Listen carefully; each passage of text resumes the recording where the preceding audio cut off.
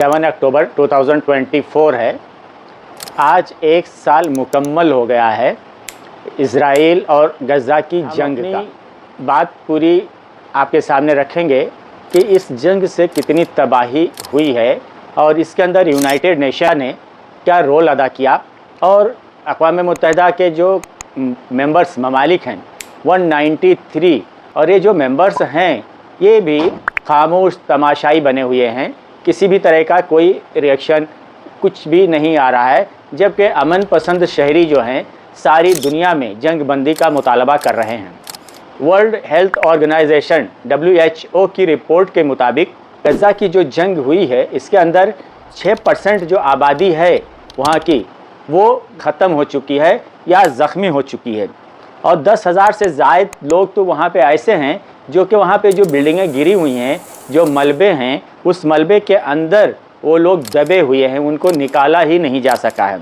अस्पतालों को भी नहीं छोड़ा गया है, अस्पतालों पे भी 516 हमले किए गए हैं और इसी तरीके से 765 जो तिब्बी अमला है, जो डॉक्टर्स हैं, वो लोग शहीद हो चुके हैं। 43% ही हॉस्पिटल्स हैं जो कि वे टेम्परेरी काम कर रहे हैं। 24,090 अफराद लोग हमेशा के लिए अपाहिज हो चुके हैं। 85% जो स्कूल्स हैं उनको बर्बाद कर दिया गया है। यूनिसेफ उसके मुताबिक 564 स्कूलों को डायरेक्ट निशाना बना के उनको टारगेट किया गया है, बर्बाद कर दिया गया है। 79% मस्जिदों को शहीद कर दिया गया है।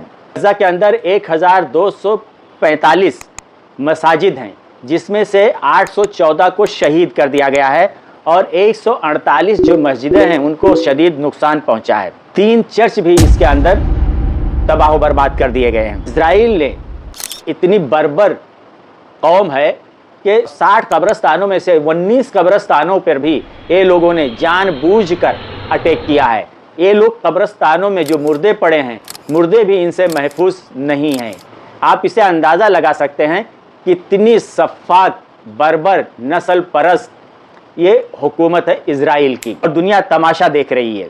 16,400 बच्चे शहीद हुए हैं और 115 बच्चे तो ऐसे हैं जो दूध पीते बच्चे थे, 115 वो शहीद कर दिए गए। 3,500 बच्चे भूख से वहाँ तड़प तड़प कर मर गए। 17,000 से ज़ायद बच्चे ऐसे हैं जिन्होंने अपने माँ बाप को खो दिया है या माँ बाप में से किसी एक को खो दिया है।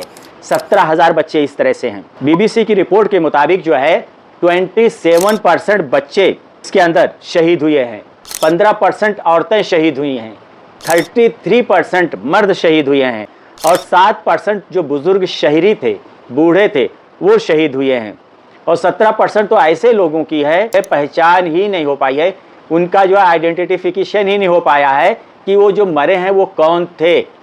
सारी दुनिया में अमन पसंद जो शहरी हैं वो मुजाहरा कर रहे हैं, ये एहतजाज कर रहे हैं कि जंग बंद होना चाहिए, लेकिन अक़वाम मुत्तहिदा की भी बेशर्मी देखिए कि एक ऐसा डिक्टेटर, एक ऐसा टेररिस्ट, एक ऐसा दहशतगर्द जिसने सारी दुनिया में दहशत फैला रखी है, कहीं पेजर धमाका करता है, कहीं पे डायरेक्ट मिसाइल अटैक करता है, कहीं उसकी जो खुफिया एजेंसियाँ हैं वो कहीं अपना खुफिया तरीके से काम करती हैं।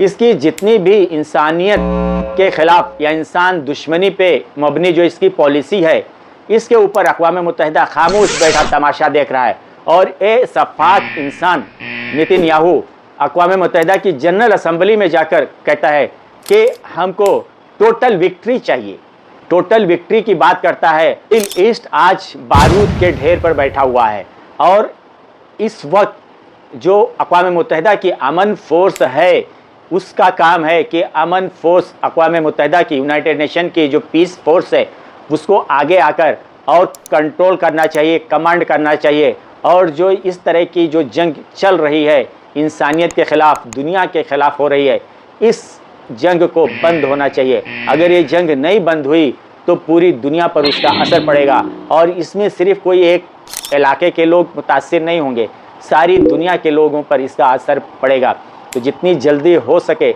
उतना अक़वाम मुत्तहिदा को इस जंग को बंद करने के लिए काम करना चाहिए। लेकिन इसकी दिलेरी देखिए, यूनाइटेड नेशन के जो जनरल सेक्रेटरी हैं उनको ही इज़राइल ने बैन कर दिया है इज़राइल में घुसने के लिए। इससे बड़ी सरकशी और क्या हो सकती है कि यूनाइटेड नेशन का जो जनरल सेक्रेटरी है इजराइल, उसको ही बैन कर देता। इससे बड़ी गुंडागर्दी, दहशतगर्दी और क्या हो सकती है।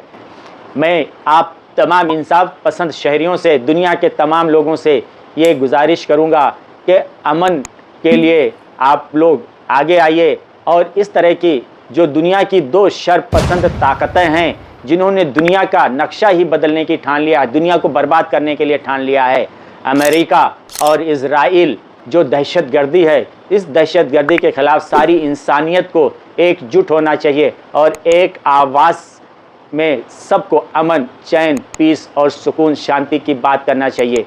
बहुत बहुत धन्यवाद।